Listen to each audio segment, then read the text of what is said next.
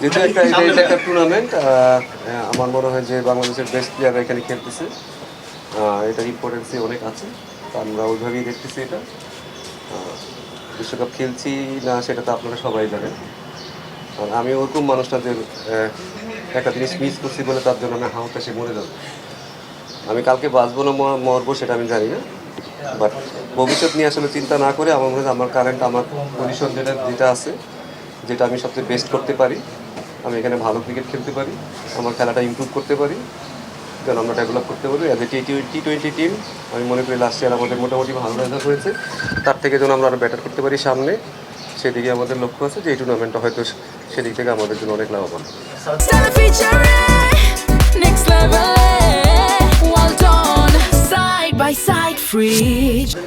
হাউতাসের ব্যাপার না, মানে হাউতাস তো অবশ্যই করবো না, আফসোস করে এখন আর লাভ নেই। কিন্তু আপনি একটা টিমের পার্ট ছিলেন গত 2 বছর ধরে। লিটন একটা টিম অ্যাজ এ ক্যাপ্টেন, সে একটা টিম গড়ে তুলছে। ওই টিমটার 15টা প্লেয়ার মানে পুরো 2 বছর ধরে খেলছে, অনেক টাফ টাইম গেছে, অনেক ভালো টাইম গেছে। সেই সময়ের পরে তারপর যখন বিশ্বকাপটা খেলতে পারে, স্বাভাবিকভাবে একটা হতাশা থাকবে। সেই হতাশাটা কি প্লেয়ারদের মধ্যে এখনো আছে কিনা, নাকি তারা অলরেডি এটা কাটায় উঠছে? মানে এটা যদি টু বি অনেস্ট, এটা আসলে মাথা থেকে যাওয়াটা অনেক ডিফিকাল্ট। এটার জন্য সবারই আসলে মেন্টালি টাফ, সবাইকেই বলা যাবে না। এটা হতাশা কাটানোটাও আসলে মুশকিল। বাট দিন শেষে আমি যেটা বললাম যে দিন শেষে আপনি যদি এটা নিয়ে পড়ে থাকেন, আপনি আসলে আপনার ক্ষতি ছাড়া আসলে অন্য কিছু করতেছেন। সো আমার মনে হয় যে আমি কারেন্ট যে অবস্থায় আছি সেই অবস্থায় আমি আমার বেস্টটা কি দিতে পারবো কি না, সেটা হচ্ছে আসলে মূল লক্ষ্য। অ্যাজ এ প্রফেশনাল প্লেয়ার তারা ওইভাবেই হয়তো দেখবে এটা।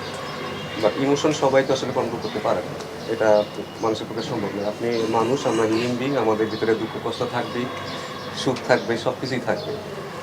বাট কীভাবে আমি সামনে চলতে পারবো সেটার জন্য হয়তো আমাকে কারেন্ট পজিশনে থাকাটা সবচেয়ে বেশি ইম্পর্টেন্ট। তো আমি মনে করি যে ছেলেরা এটা কাটিয়ে উঠবে এবং তারা তাদের এই টুর্নামেন্টের দিকে লক্ষ্য রাখবে। মুস্তাফিজকে দেখে তো এমন কিছু মনে হচ্ছে না বাইরে থেকে। উনি আসলে কেমন ফিল করছেন? ওনার কারণে মানে উনি একটা দল থেকে মানে ছড়িয়ে দেওয়া হলো, ওয়ার্ল্ড কাপে ইন্ডিয়া পাকিস্তান খেলছে না, মানে অনেক কিছু হয়ে গেল তার কারণে, মানে তাকে সরিয়ে দেওয়ার কারণে। উনি কেমন ফিল করছেন? হ্যাঁ, কোশ্চেনটা আমি নিজেই মুস্তাফিজকে জিজ্ঞেস করছিলাম যে আসলে তুমি কি ফিল করতেছো? তো বলছি লেট ইট গো, মানে চলে যাওয়া, এটা চলে গেছে, যেটা চলে গেছে। তো আমার মনে হয় এটা সবাই তো আর মুস্তাফিজের মতো হতে পারবে না, বাট এটা হইলেই আসলে ওই ছেলেটার জন্য, ওই প্লেয়ারের জন্য সবচেয়ে বেস্ট হবে। কারণ যে জিনিস আমি কন্ট্রোল করতে পারবো না সেই জিনিস কন্ট্রোল করতে আমি যাব না। অ্যাজ এ প্লেয়ার, আপনি যদি বড় প্লেয়ার হতে চান বা যে কোনো পরিস্থিতি থাকেন, আপনি বা আপনার চাকরির ক্ষেত্রেও আপনি প্রমোশন দিবে কি দিবে না তা সেই হতাশায় যদি আপনি মরে যান, তাহলে আসলে আপনার কারেন্ট অবস্থাটা আপনি বুঝতে পারবেন না। তো আমার মনে হয় মুস্তাফিজের কাছ থেকে এটা হয়তো শেখার একটা ভালো জিনিস আছে, যে কীভাবে আসলে এতগুলো টাকা বলে যাই বলেন, ও তো হতাশায় পড়তে পারতো, বাট সে জানে যে এটা আসলে কন্ট্রোল করার তার কিছু নাই, তার হাতে তো ছিল না।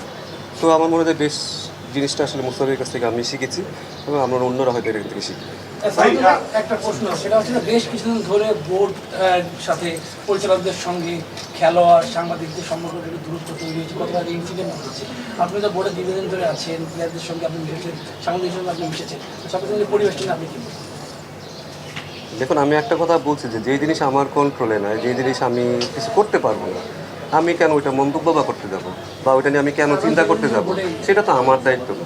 কারণ দেখুন, কমিউনিকেশন স্কিল সবারই লাগে, সবাই যদি বেটার করে এটা সবার জন্যই ভালো। যখন যে অবস্থায় থাকবে, আমার মনে হয় যে এটা তাদের ব্যক্তিগত, সবারই ব্যক্তিগত ব্যাপার, কে কীভাবে নিবে না নিবে। এবং এই জিনিসটা তো আসলে আমার মন্তব্য করার মতো আসলে বিষয়ও না, কারণ আমি এখানে ডিসিশন মেকার না, আমি কোনো কিছুই আসলে বলতে পারবো না। আর পরিবেশ যত ভালো হবে, শুধু ক্রিকেটাররা যত ক্রিকেট খেলে না, এখানে সবাই খেলে, আপনারা আছেন, ম্যানেজমেন্ট আছে, বোর্ড আছে, সবার পরিবেশ যত ভালো হবে, এটা দিন শেষে বাংলাদেশ ক্রিকেটের লাভবান হবে। ভাই, এতদিন আমরা আসলে টি-20 প্রস্তুতি নিচ্ছিলাম।